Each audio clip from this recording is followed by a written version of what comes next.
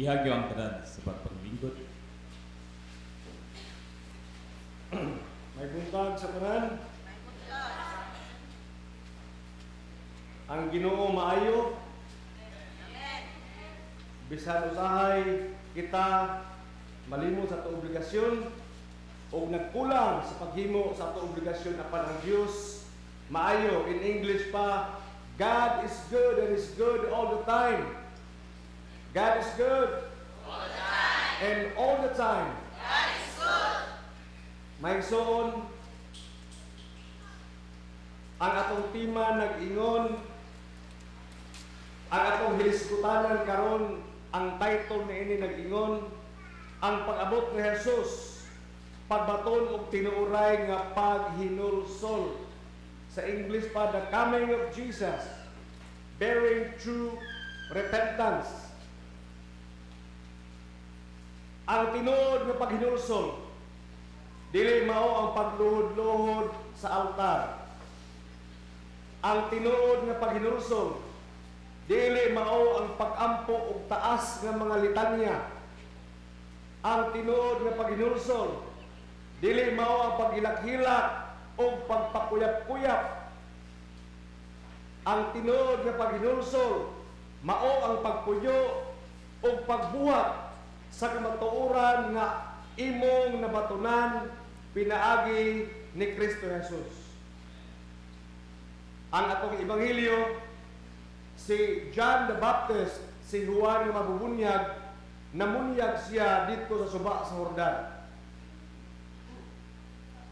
Og niingon siya, buhata ninyo ang mga butang nga magpaila, nga kamo mibiya na sa inyong mga sala. Akong otrohon. Ingon si Juan nga magbubunyag, buhatan ninyo ang mga butang nga magpaila, nga kamo mibiya na sa inyong mga sala. Ingon ang mga tao, unsa may among buhaton, Lord? O Juan, unsa may among buhaton di ay? Aron kami maluwas. Og siya niingon, ang dunay duha ka biste, kinahanglan nga iyang i-share ang isa ngadto sa walay biste. Ingon si Juan, kung aduna kay pagkaon, i-share sa walay gikaon. Unsa may pasabot ni may suon. Nga ang pagbasol di ay o ang paghinulsol kini kinahanglan nga ipakita nato sa buhat o dili sa butbot. Ang paghinulsol o pagbasol ipakita sa buhat. Kung ikaw na ibiste, ayaw tipigi, share sa walay biste. Kung ikaw na gikaon, unya, isa ka tao walay gikaon, pakana siya i-share. Mauna ang tinuod nga paghinulsol, action. Puro buhat dapat ang paghinulsol ipakita kuno sa buhat ang paghinulsol o pagbasol. Dapat buhat, dili, butbot. Sakit kayo ito. Atong gidagkutan ang kandila sa kalipay. Apan niagi simana, atong gidagkutan ang kandila sa pagtuo. Og matod pa sa Santiago, Kapitulo 2:14, ang pagtuo nga walay buhat, patay. Maigsoon, we are in the season of preparation. Naata karon sa panahon sa Adbyento, panahon sa pagpangandam. Preparation to meet Jesus. Ang pangutana, nagpreparar ba kita? Or ready na ba ta? Kung ready na ta, or nakapangandam ta, malipay ka ba kung muabot na siya? Or moingon ta, Lord, ay lang sa pag-abot, Lord, kaya dili pa ko andam. Wala pa ko nakapanghinlo, Lord. Wala pa ko nakapamlansa. Wala pa hugas ang mga plato, ang mga bata, wala pa ilis, nagtambisay ang mga sipon. O ikaw mismo wala ka pang ligo. Dili ka malipay kung wala ka nakapangandam. Hinuon maulaw ka. Nakadumdum ba mo nga bisitahan mo o surprise sa inyong agalog na bahanti mo kumpanya or maestro mo. Wa mo nakabalo nga ang supervisor kaya ang region mo abot. Ang mga bata, wa ni mo na briefing kung sa istubag, kung sa mga answer. Wa nakapaghinlo, ang atop buslo, tanan wa nakapangandam. Di ba sa puton ka? Ulaw kaayo. Nga niabot ang imong agalon. Nga wa ka nakapangandam, ikaw mismo wa ka naka-uniforme. Wa ka ligo. Wa ka nakapaghilamos. Imbis nga malipay ka, kaulawan ang imong nadawat. Kay giingnan ka nga mangandam lagi, o wa man ka nangandam. Ayaw itugot nga pag-abot sa atong Ginoo, mutago ka, kay maulaw ka. Di ka makaharong, tawgon ka sa Ginoo, asaman ka. Di ka mapakita, kay maulaw ka. O nakadumdum mo sa istorya, sa paghimo sa Dios sa kalibutan, o giingnan ang si Adan o si iba.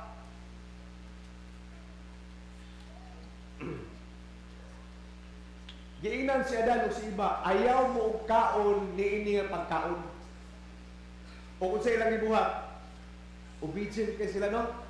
Obedient kang Satanas, kay naingon si Satanas, kan-a lagi. Ingon ang Ginoo, ayaw.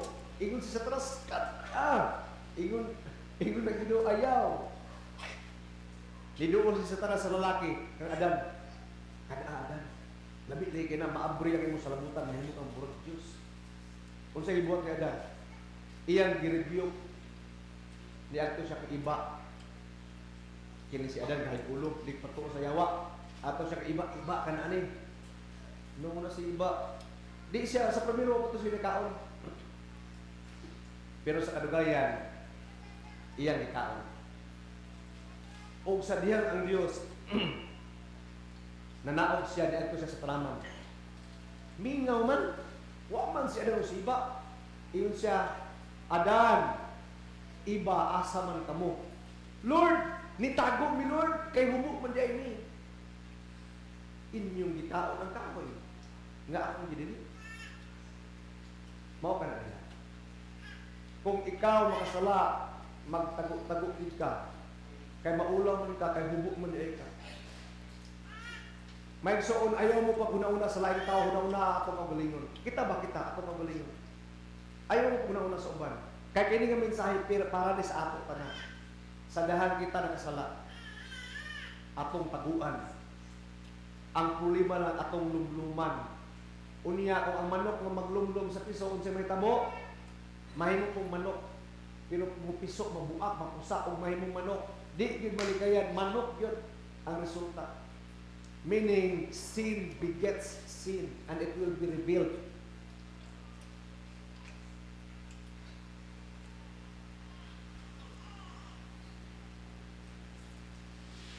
May soon, kabalong mo ko si iba. Atong unang ginikanan ba? Nga si iba, si Eve, wala to siya ni patuo sa bitin ritso. Dugay pa to. But, it was the association of Eve that she was convinced eventually to eat the fruit. Sa una pa man, wala man to siya natintal, pero kay sige man siya pag-istorya sa yawa, sige man siya pag-hugoy-hugoy.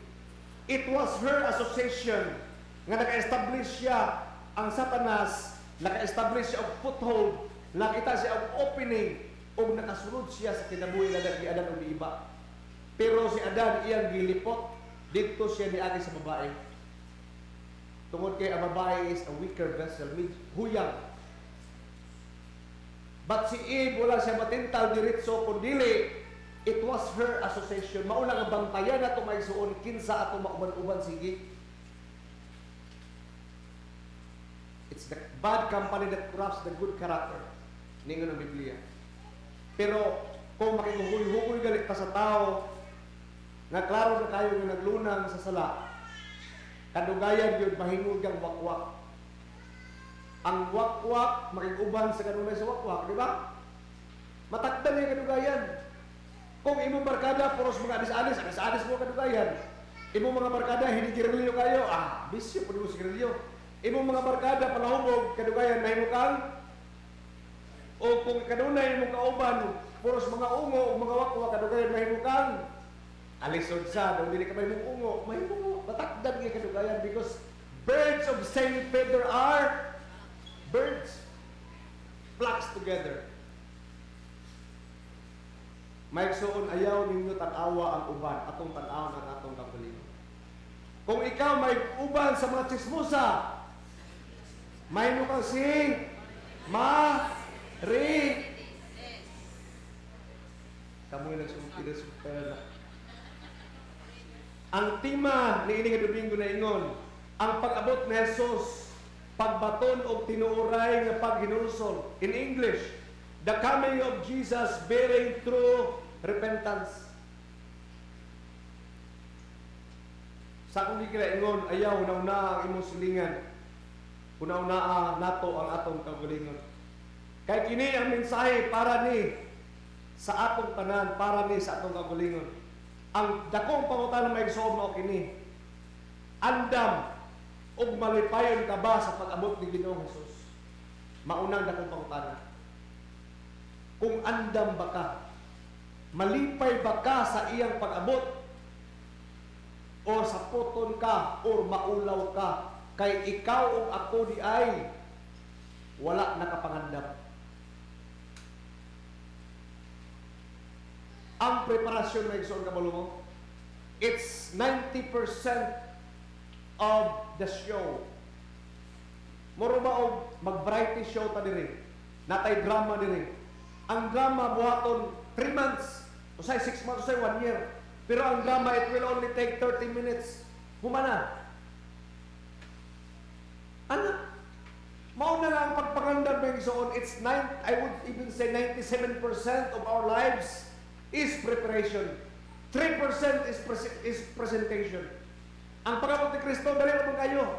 Maabri ang langit, muabot ang mga anghel, kuwaon niya ang iyang katawan, at puta sa langit, uban ta sa man. End of the story.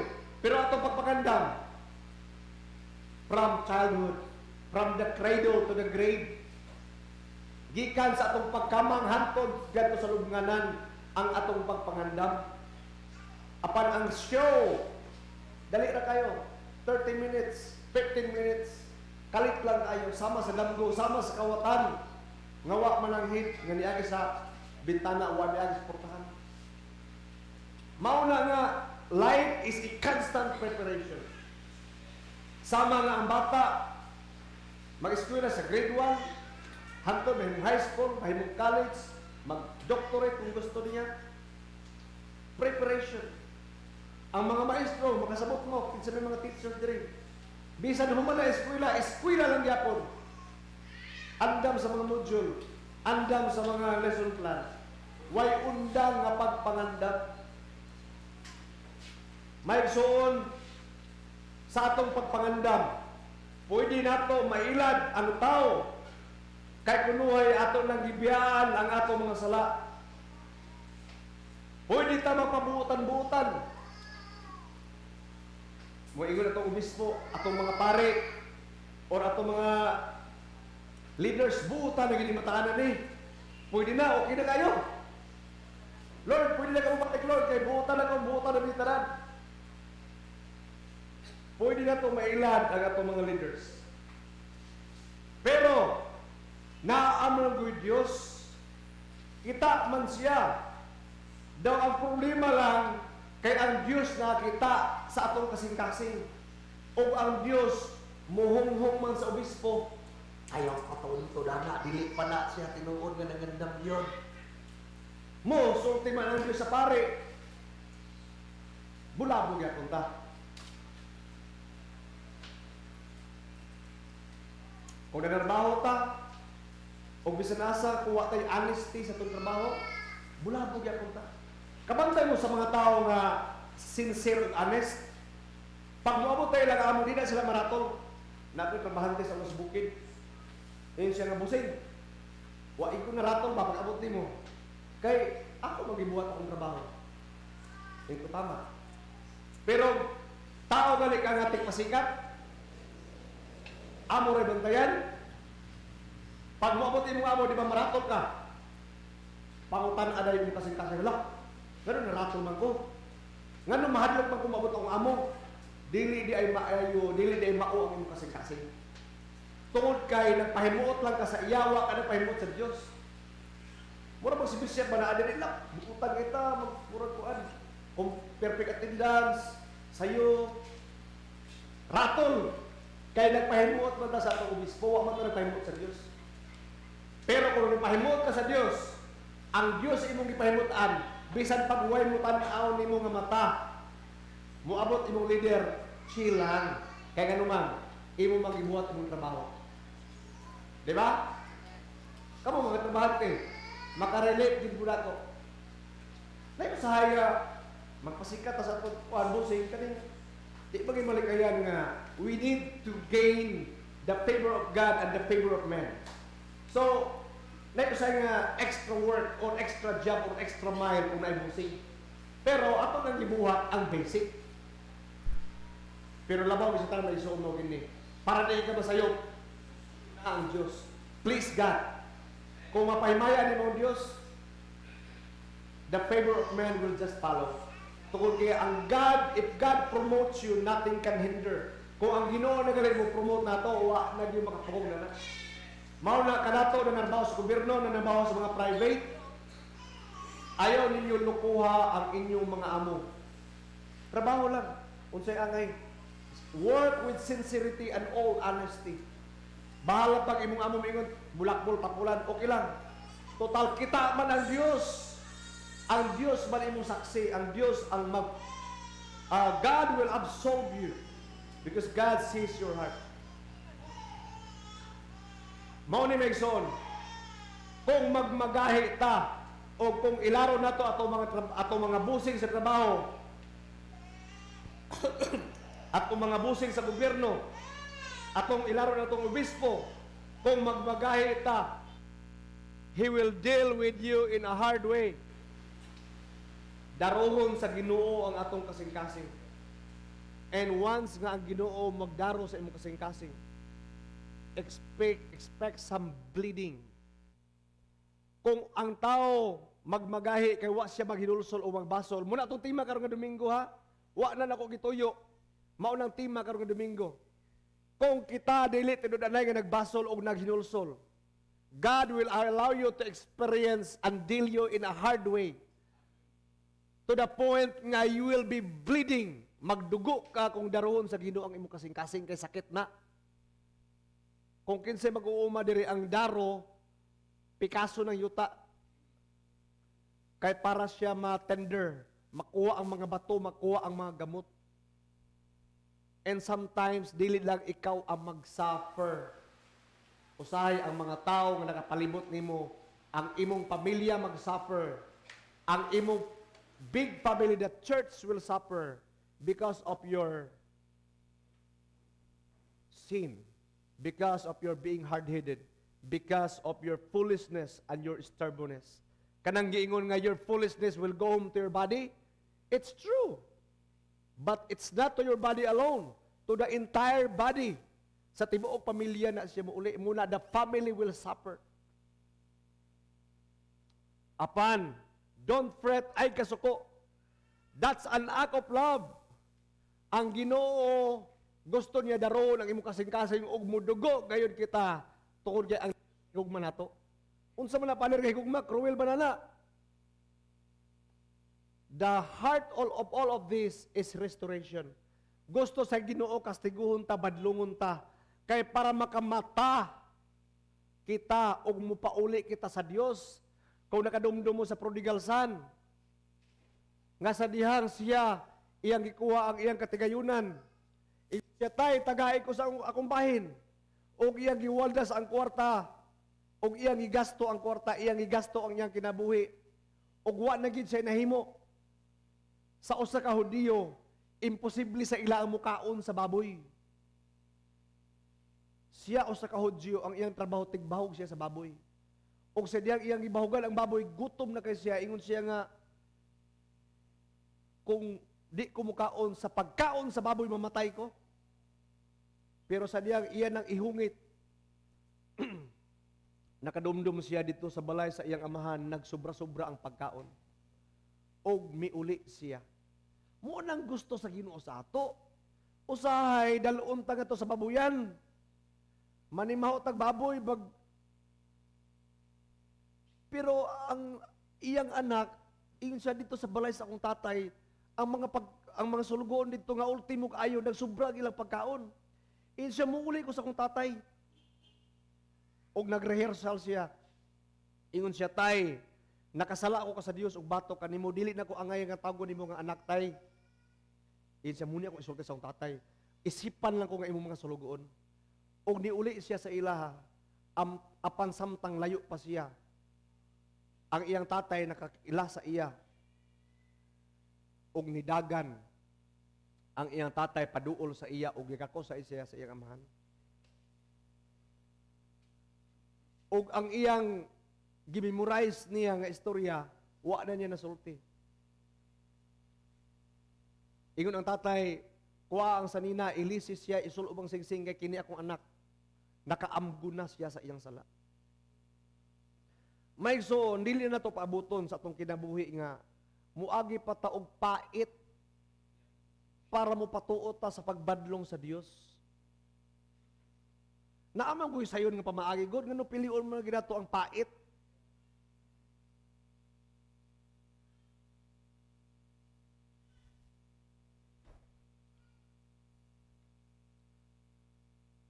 Ang katuyuan ni ining tanan, bisan tuod pait, bisan lisod, bisan gadugo, apan ang katuyuan ni ining tanan. The heart of all of this is restoration. Kay gusto gyud sa Ginoo nga ginaalaw niya, okay, ato karohon niya, dili na to pasulod ang Diyos, Lord, ginupay itong kinabuhi. No, God is not the cause. God allows it to happen para makamatata, makaamguta, og mudot-dot, muduol ta niya. Kay kabalo mo ang Diyos nga kung muduol ta niya, na ay kasulbaran na itong problema, og siya lamang ang atong paglaom. Dili ka ng kwarta nga imong gitapig-tapigan, dili ka na imong mga koneksyon. Mauna, nga ginaalaw, ginatugutan sa Dios nga mahitabo kini mga butanga para wa na tay lain kapaingnan, siya na lang.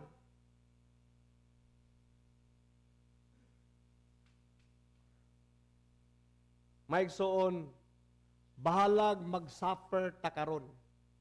Basta kay sa kaulahian mungisi ra gyapon ta. Kana ang ato mga pag-antos karon nga atong naagian, temporary lang na. Ingna imong abay, temporary na na. Ang pag-antos nga atong naagian karon temporary na na. Pero magpabili na siya nga temporary hantod sa hantod kung di ka moduol sa Dios.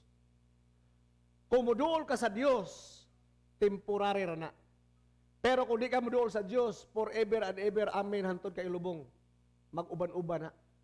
Ang Dios resolution.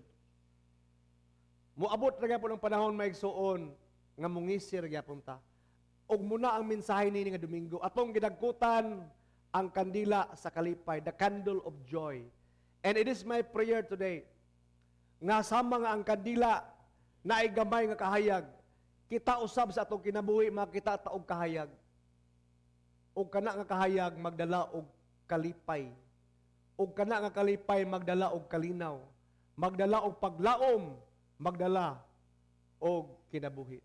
Please stand.